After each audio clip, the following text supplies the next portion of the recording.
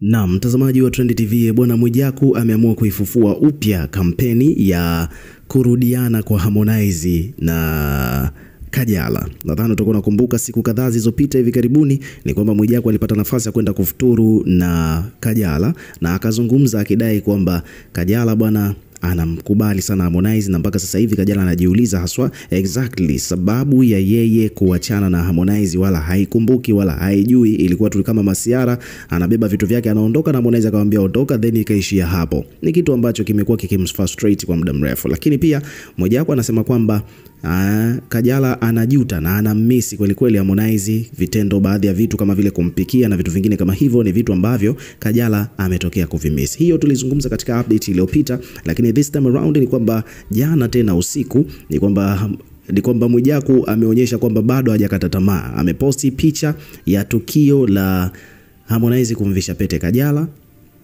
akaambatanisha na picha nyingine kadhaa za Harmonize akiwa yuko na Kajala katika occasion mbalimbali. Kisha akaandika caption hapa ambayo inasomeka kwamba Mungu aende kukufungulia.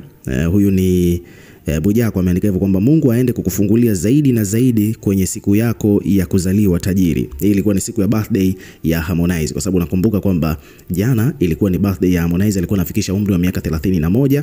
Kwa hiyo ujumbe wa birthday wa Mwijaku kwenda kwa Harmonize ndio huwa amepatanisha na hizo picha za Harmonize akiwa yuko na Kajala, ndio akaandika hivyo kwamba Mungu aende kukufungulia zaidi na zaidi kwenye siku yako ya kuzaliwa tajiri, tajiri yangu, kila zuri liwe na wewe. Mungu akujalie urudiane na yule unayempenda.